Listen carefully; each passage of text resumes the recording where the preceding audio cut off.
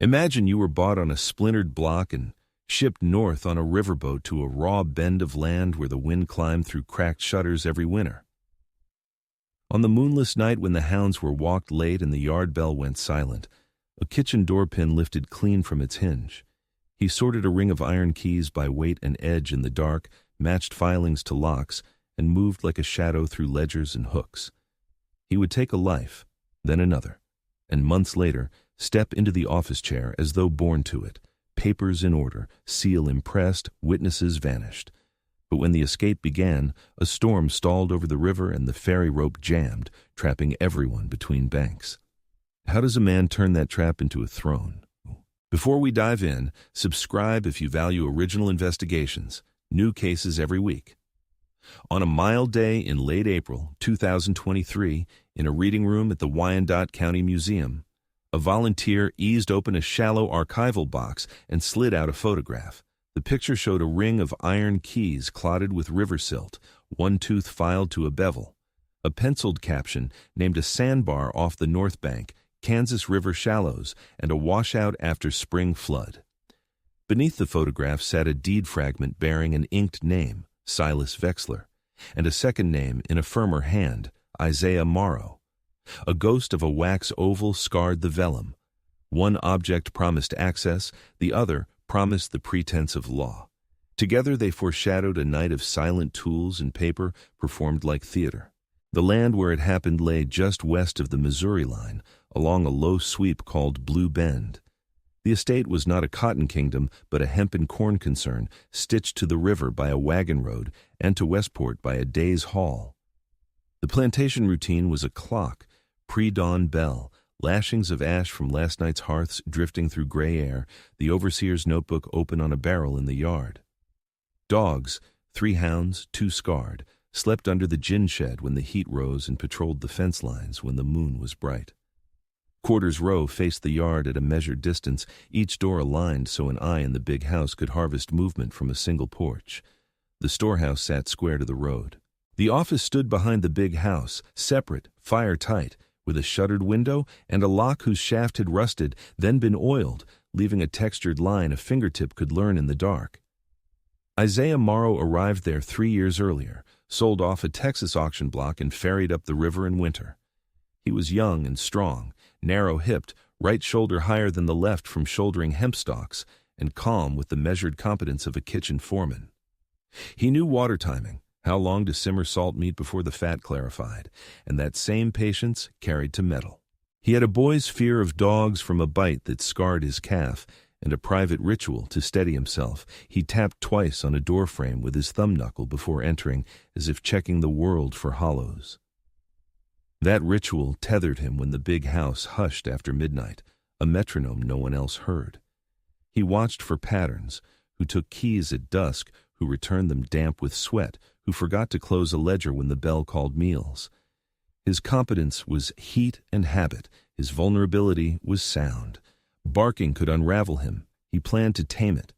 The first antagonist was the owner, Silas Vexler, a man of tidy desk corners and petty economies. He controlled by paper and oath.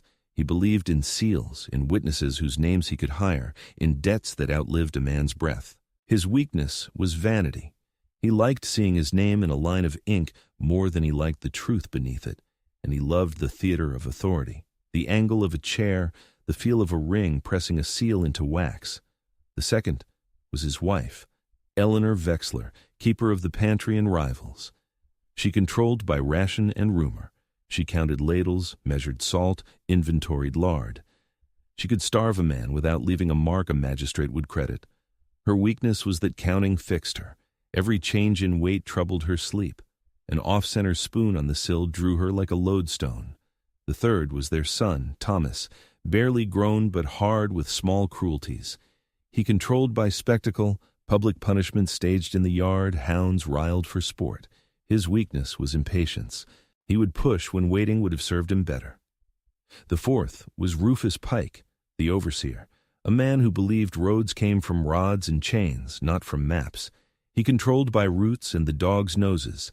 He walked fence lines by the same circuit every night, carried a length of rope with knots tied to count laps, and trusted his own body's clock more than any bell. His weakness was predictability. He was precision without imagination. The signature artifact in this story was the key ring, a heavy iron circle with 4 keys that mattered and 2 that were rusted twins added as decoys. Isaiah learned their weights by carrying the kitchen key on a twine loop tucked under his sleeve and comparing the tug against his wrist as he lifted pots. He studied the lock geometry by making soot impressions on the office latch and holding the paper to the coals to fix the print.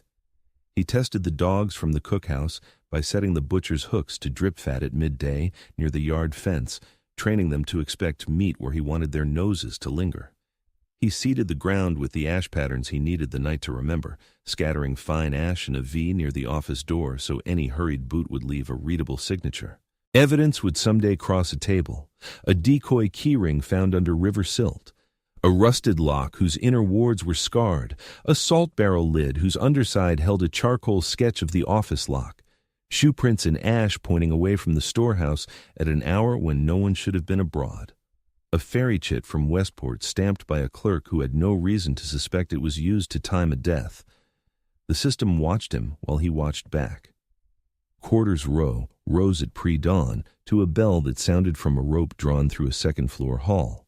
The kitchen stove roared before first light, a ladle hung on its nail as if the world only ever needed the next bowl. The yard called bodies into lines. Tools issued from the storehouse with neat scratches in the overseer's notebook. 1 hoe, 1 axe, 1 iron rake. The big house windows reflected the yard like mirrors by noon glare. A face behind the glass could watch without being seen. The wound that stiffened Isaiah came in 2 pieces. In his first year, a boy slipped a strip of meat from the cooling board and fed it to a dog. Thomas made sport of it, called the yard to witness, and set the hounds upon the boy for an afternoon chase. Isaiah watched the child stumble, barefoot, ash feathering from his heels, and learned in that hour how sound could bind a man in place. The second piece came in the spring of his second year when Eleanor found her pantry tally shy by a ladle of lard. Her own son had dipped it for a prank. She took it as theft from the kitchen and cut rations along Quarters Row for a week. Isaiah watched elders grow hollow and understood what numbers could do when used as rope. He began to gather what the land offered him. He measured the bell rope in the stair hall with his eyes when he climbed to mop. He judged he could reach the tie if he stood on the second stair and leaned into the curve. He watched Rufus Pike's night circuits, one around the field sheds at dusk, a second past the storehouse at blue hour, a third behind the office after midnight. Each lap took the same length of a taper. He learned the hounds set. 1 old brindle slept deep after a midday feeding. 1 younger white-faced bitch startled at river thunder. The scarred dog woke at any click of metal. He made the kitchen his blind. Steam hit his hands when he palmed the pantry key to take a soot print. The iron ladle doubled his weight in his wrist to teach him which key was which. He moved utensils by hair's widths over weeks, training Eleanor's eye to see misalignment as normal so that one night she would not notice a spoon missing from that sill. He replaced a cracked salt barrel lid with one he had prepared, underside blacked, scratched with the office lock's map. He kept a private ritual to stay inside his own body, 2 knocks of his thumb against frame or door jamb before passing through. In a world where every entry and exit was counted by someone else's hand, his counting belonged to him. Neighbors existed because no plantation was an island.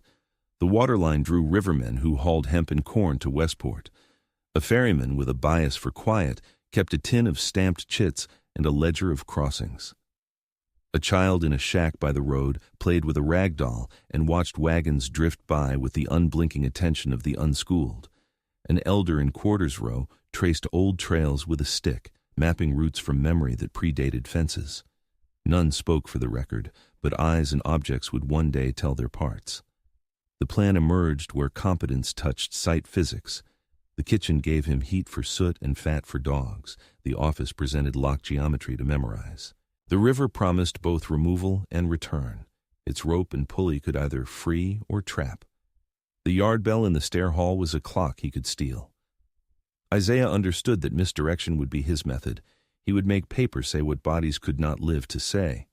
He knew he would need a deed lettered in a hand no magistrate would question, and keys that could turn without a scream of metal. He would need to move through distinct spaces and leave each one altered by inches. He began by charting the map pins he owned. Quarters row as refuge and cover, big house as theater and archive, yard as stage for the hounds, storehouse as tool bank and exit lane, office as law, river trail as escape line, road to Westport as witness corridor, waterline as grave and proof.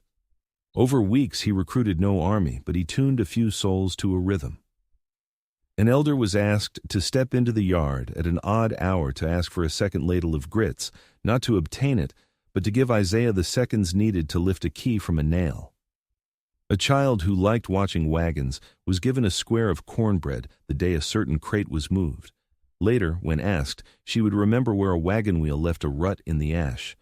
The cook who tied butcher's hooks was taught to hang them closer to the fence to pull the dogs out of lane on hot days. No one was asked to risk the noose with a word. Objects would speak. He tested the counter-moves the system would throw back, the dogs first, then the overseer's loops, then the storm.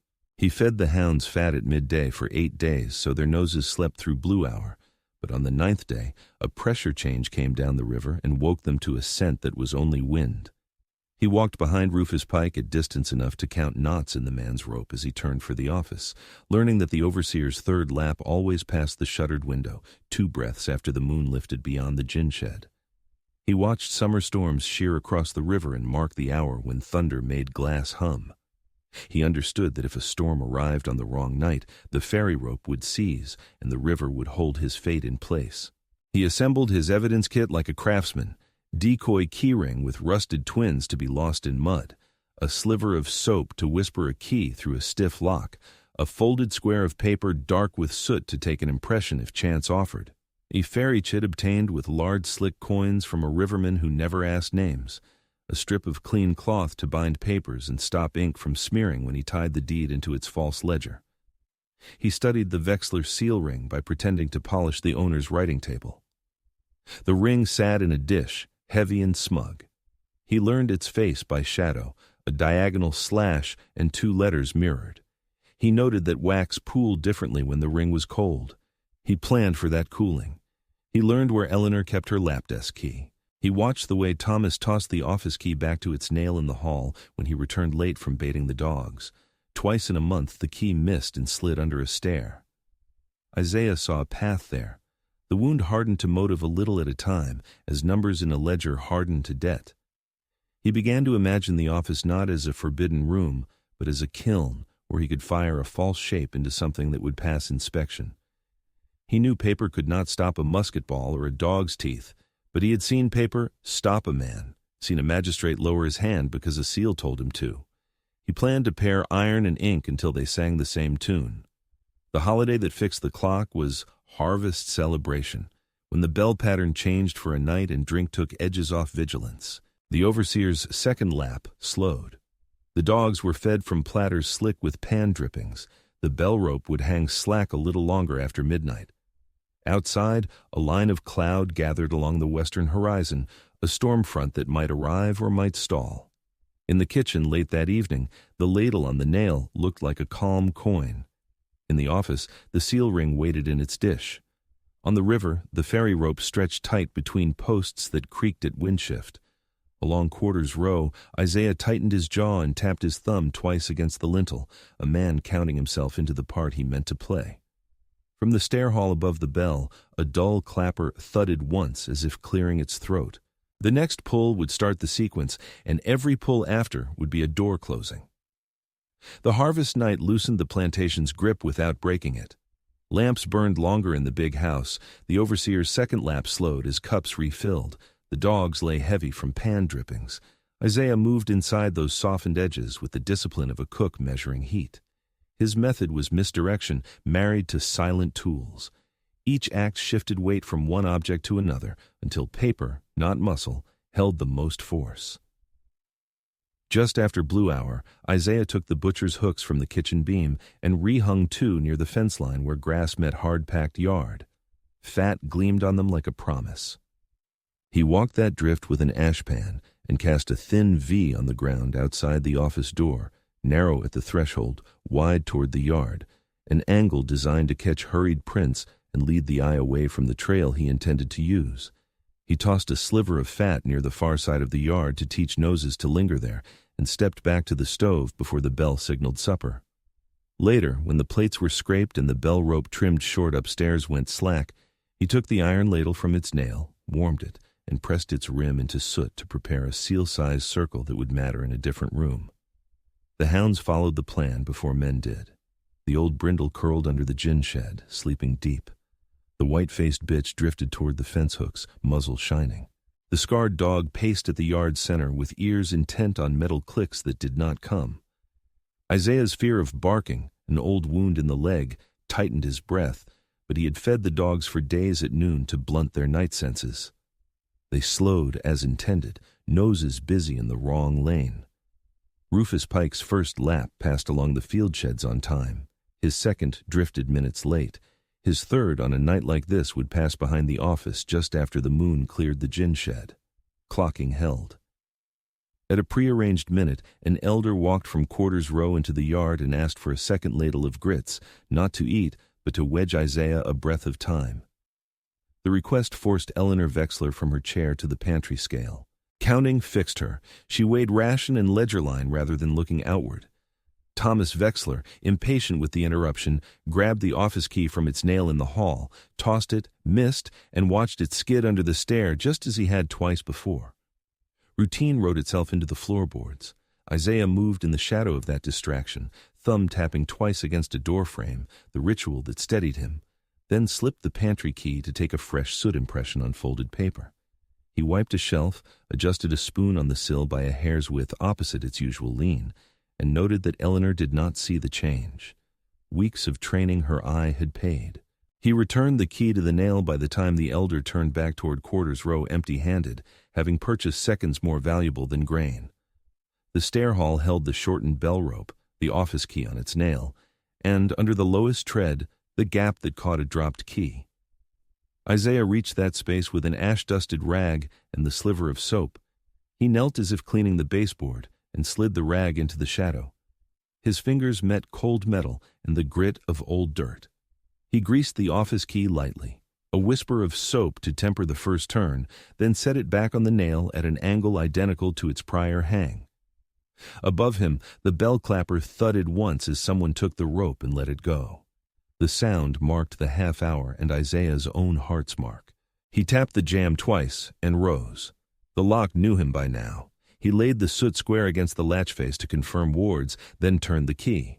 Soap hushed the internal scrape. Inside, the room held the owner's writing table, the seal ring in its shallow dish, the ledger of debts, and a lap desk whose key Eleanor kept. He had learned where she hid it, tucked under the false bottom of a ribbon box. He had the impression. He had the nerve. He did not yet have the owner's willing hand. That would come later. Tonight his aim was different, bind a packet and plan a path.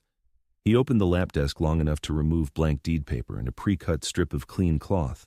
He wrote not words that would hold in court, but the scaffolding around them, margins measured as Wexler liked them, a title in a hand approximating his flourish, lines left for signatures that would be filled later. He pressed warm wax from the stub of a candle and set the seal ring to it cold. The wax pooled unevenly as he had seen, the exact imperfection he needed a clerk to read as authenticity months hence. He slid the false deed sideways into the salted inventory ledger, aligning it so the folded edge presented as a normal extra sheet. He returned the ring to its dish. He left the lap desk ajar by a thread so that in the morning Eleanor's counting would pull her there first. Paper would lead her to the office would draw Thomas, the office would become a trap. He took the decoy keyring from inside his sleeve, the heavy iron circle bearing rusted twins that matched nothing, and laid it on the table's far corner for a heartbeat, memorizing its weight one last time. It would not be here at dawn. It belonged to the river. He slid it back inside his sleeve and left the room as carefully as he had entered, closing the door until the latch kissed home without sound. The ash V outside remained unbroken.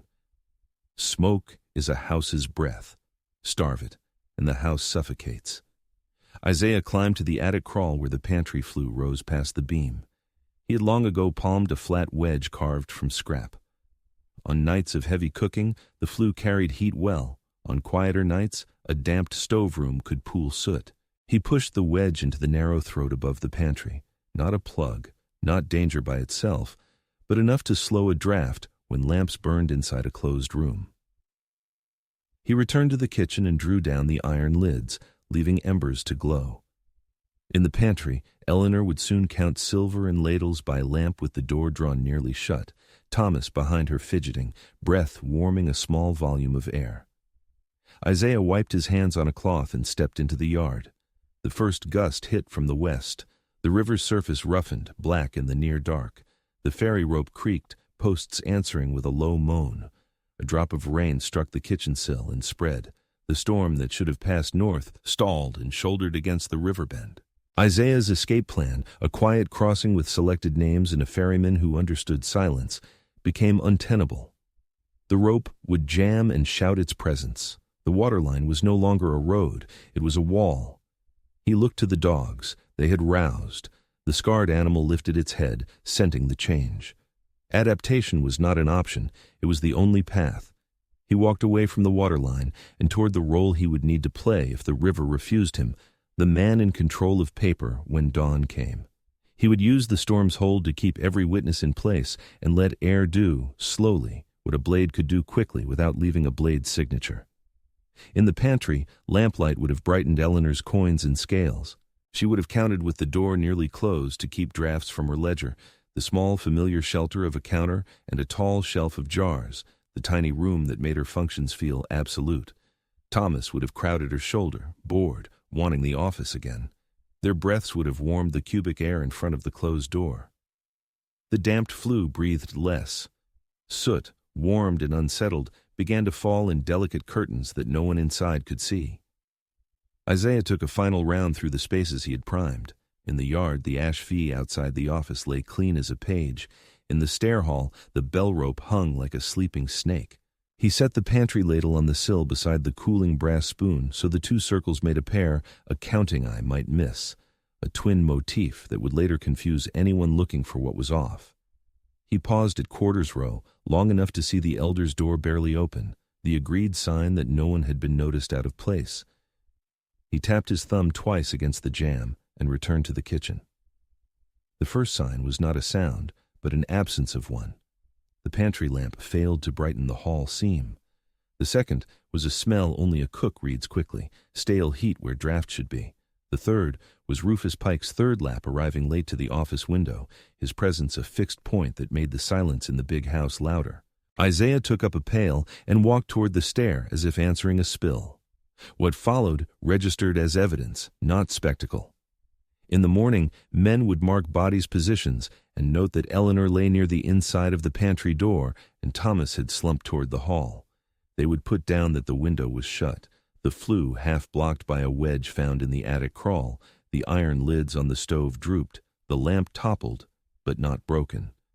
Someone would remark that soot lay fine as flour on the pantry shelf and that a spoon had fallen from the sill to the floor where a smear of black rim matched its curve.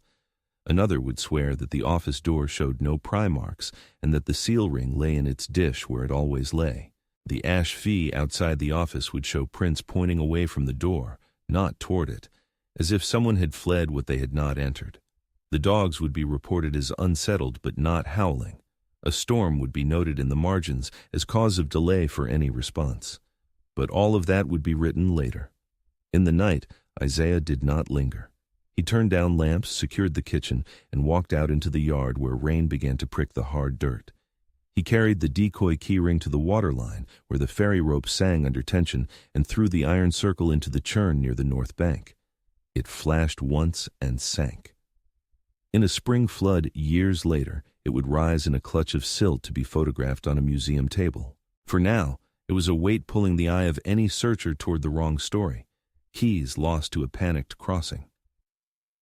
He returned to the office and, with the soap still whispering inside the lock, entered once more. He adjusted the false deed inside the salted inventory ledger by a hair so that the folded edge would present when a counting eye flipped pages.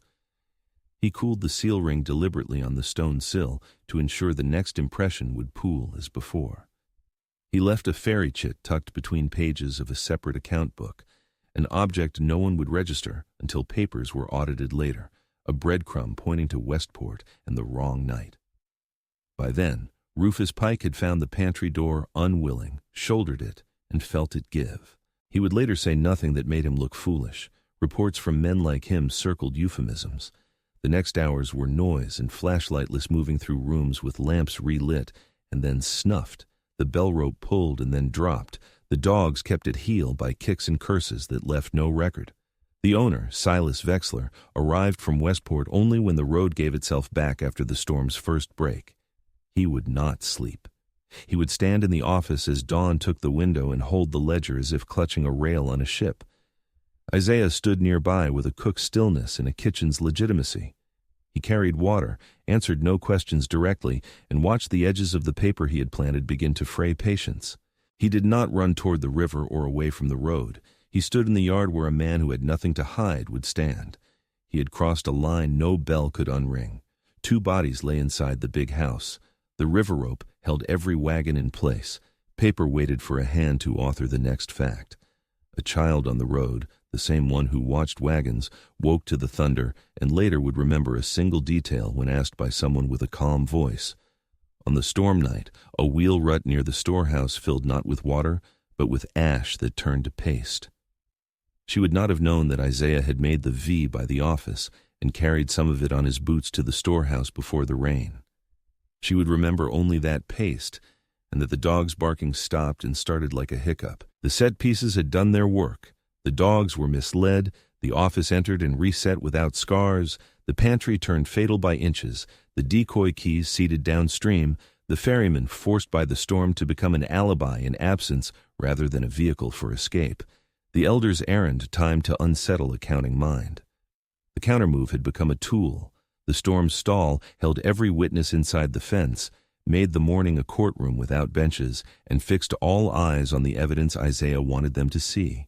By first light, the plantation was no longer the same system. Its pantry had taken its mistress and her son. Its office presented paper that did not belong. Its overseer had failed to prevent death under his rounds. Its dogs had proven distractible. Its bell rope, shortened to control hours, had marked the moment men looked up and realized time was not theirs. Isaiah's plan could no longer be confined to the quiet removal of a few chosen bodies across water. The river had changed the route.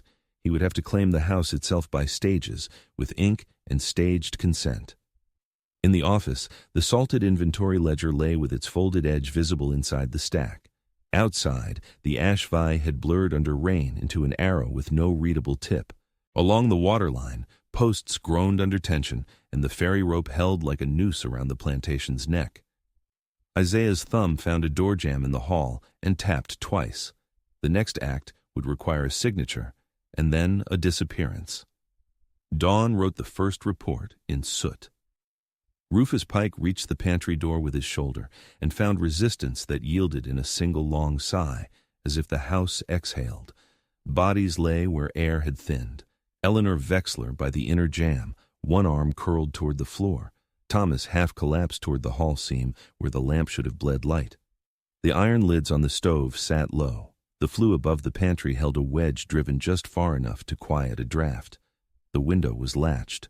Soot lay fine as flour on the upper shelf and filmed the rim of a brass spoon that had slid from the sill and kissed the floor, leaving a black crescent. The overseer's notebook recorded only what he could own with his eyes: positions, distances, and the hour the bell rope thudded without ringing. He wrote that the dogs were restless, not wild, that rain had begun, that the office shutters were unmarked, that ash outside the office door lay in a V whose tips had blurred under weather. By mid-morning, a Jackson County deputy from Westport reached Blue Bend with a coroner's assistant, both delayed by the storm that had pinned the ferry. They held the inquest not in a courthouse, but in the big house parlor, as men did when distances and weather permitted no ceremony. Euphemism clothed each observation. Bad air was written where the wedge and the closed door told a plainer tale. The assistant took the seal ring in 2 fingers and set it down again, as if it might burn. He measured the pantry's interior in paces and called it sufficient for 2 with door ajar, insufficient with door drawn. He blew across the lamp's wick, found oil unspent, and noted lamp failure as contributory. He did not ask why the iron lids sat as they did.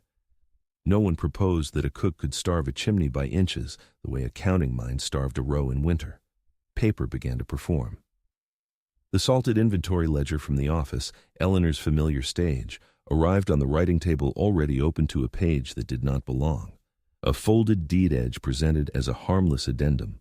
The deputy read margins that imitated Silas Wexler's preference for spacing and titles. Blank signature lines waited with confidence. The seal in its dish looked like control-made metal. No one signed anything that morning, but the presence of paper acted on men like weather.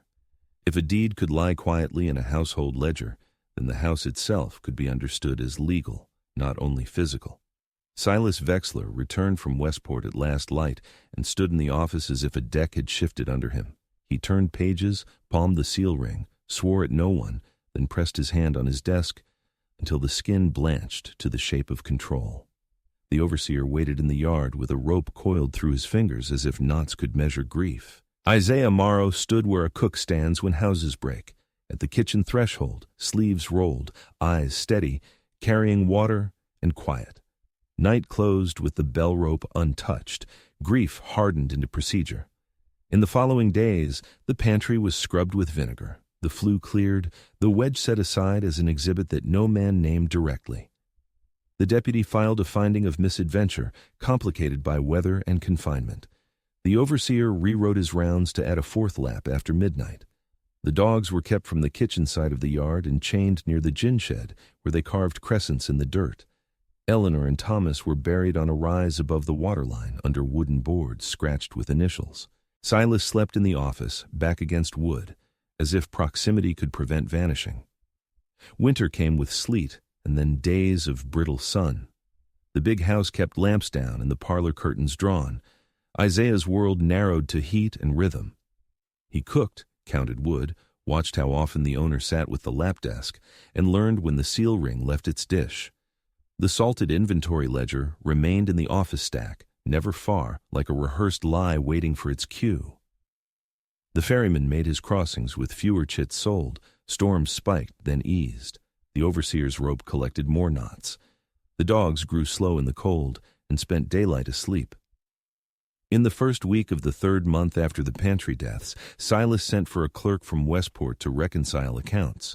The man arrived on a clear morning, when the river looked harmless and the road held wagons without sink. He wore the dust of distance and the neat hands of someone who believed figures cured chaos. In the office he opened books on the table, debts, crop estimates, a ledger of purchases, and asked for supporting papers. Isaiah carried in the salted inventory ledger with the false deed nested sideways, carried in also the account book that held the ferry chit he had tucked there months before. The clerk did what clerks do. He read what was in front of him and began to make order. It was then that the theater became law.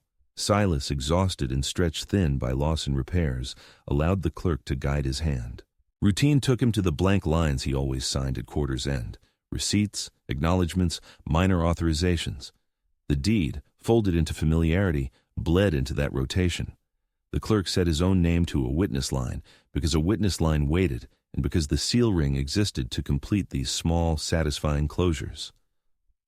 Wax warmed, the ring cooled the way it always cooled on the sill before use, and the impression pooled imperfectly, as it always did. The clerk blotted. He did not know that he had made the killing later possible to call orderly. 6 months from the pantry deaths to the day the owner vanished, counted not by calendar but by seasons and repair lists. On a moonless night in early spring, when runoff swelled the river and the ferry rope sang under strain, Silas ordered a quick trip to Westport to deliver the signed bundle, perhaps to secure credit against the coming crop, perhaps to prove to himself that paper could still organize a world. He took Isaiah along because a cook's hands know road baskets, and because habit attaches men to the bodies that feed them. They left after the yard bell's last pull and reached the waterline with the ferry on the near bank. What happened between bank and bank left almost nothing a coroner could hold. The ferryman later described a sudden shear of wind that pushed the raft crooked and a lurch that threw a man backwards against a post. He recalled a hat spinning once and a dark sleeve that caught for a heartbeat on a rope and then slid free. He said the current turned from steady to stubborn in 2 breaths. He made many crossings with few words, and he spoke those few in the shape men used to save their own sleep. At first light, searchers found the hat snagged below a willow on the north bank and the trace of a boot heel along a muddied plank. They did not find a body. The river kept it. The office now contained 2 facts: the deed packet with signatures and seal, and the absence of the man whose name marked it. The deputy returned, this time with a magistrate from Westport, and they held their hearing in the office with witnessed items arranged like props: the ring in its dish, the ledger stacked, the deed tied with the cloth strip Isaiah had prepared long ago. The ferryman presented the stamped tin chit from the night run. The magistrate wrote, "Misadventure in high water," because the river allowed that story and because winter loss weighed on his pen. He wrote also that papers appeared in order for temporary control until probate could be settled. He did not notice that the salted inventory ledger was not a proper container for deeds. He noticed the seal and named it sufficient for the moment. Silence can be a signature when paired with paper. Isaiah moved into the office not as an intruder, but as a caretaker. He sat in the chair only when others watched, stood when deference was required, carried himself as a man finishing someone else's task. He signed only where the clerk had designed blanks for receipt of goods and for acknowledgement of shipments. He sent a messenger to Westport with a note, copied by the clerk, announcing that operations would continue under the existing hand until Silas returned or a court provided instruction. No court in a river season would hasten instruction. The road's mud and the ferry's rope protected the fiction. The overseer bristled at that fiction, then quieted. He had failed to prevent deaths under his rounds. He had failed to prevent a disappearance on his watch. His rope counted laps that proved only that a man can measure circles without catching an event that cuts through them. The dogs, chained now, turned lazy as spring warmed the yard. He did what such men do when their control leans. He wrote more, kicked less, and watched the office for signs of weakness. He saw none he could name publicly. Authority arrived a final time when rumor swelled. In the 5th week after the river took Silas, a Westport printer ran 3 paragraphs noting a planter's disappearance and urging vigilance along the river. The Jackson County Sheriff came with 2 men to examine papers and to ask questions without accusing anyone of anything. He thumbed the seal, flipped the ledger, held the deed against light to see imperfections, and read the clerk's witness mark. He walked the yard and paused at the pantry door, then at the stair hall where the bell rope hung shorter than custom. He put nothing inflammatory in his report. He wrote only that no evidence of foul play presented itself and that operations continued under a competent hand known as Isaiah Morrow. Competence made room for an outcome unimaginable in the first year after the auction block. Isaiah unlocked the storehouse on a Sunday and counted tools back without the weight of punishment attached to each mistake.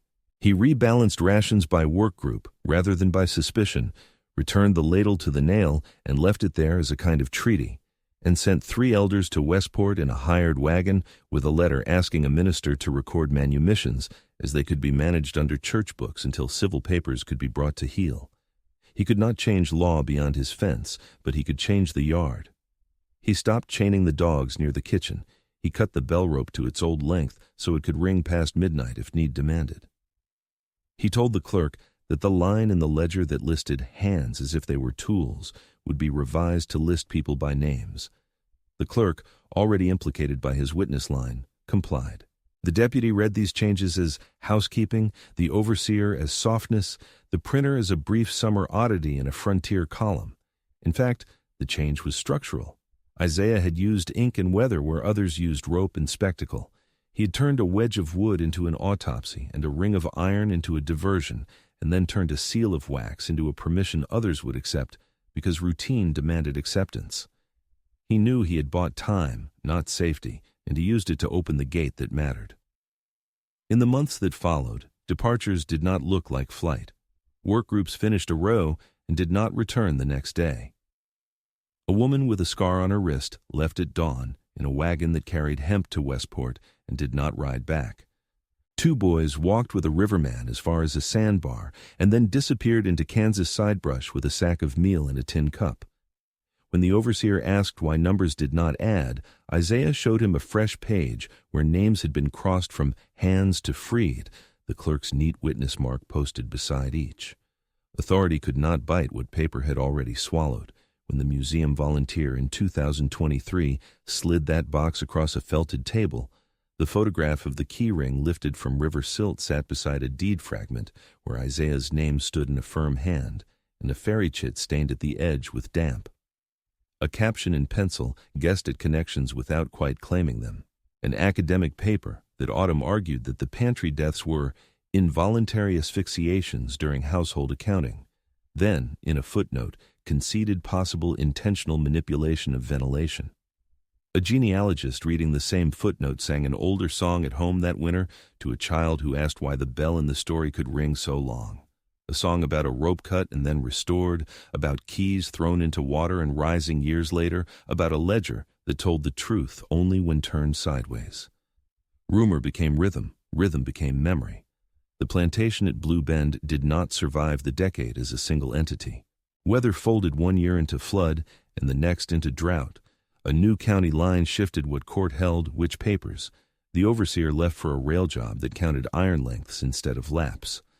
The big house weathered until a fire and a summer thunderstorm took its roof. Quarters row fell in slow sections. The office, brick and stubborn, stood longest. A box without words. On a mild day, in late spring, Isaiah stood in that office and returned the seal ring to its dish for the last time.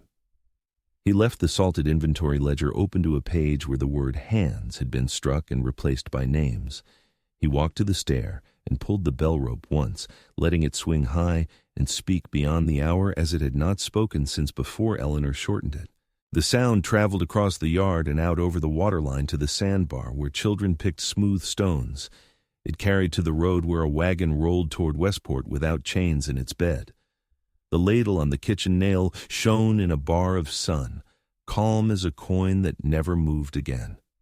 The echo that stayed was not a proclamation, but a work song men and women used for years in fields upriver. 4 beats to lift, 4 beats to set, a breath to listen for weather, and a line about a bell that rings on and on when the rope is long enough to trust.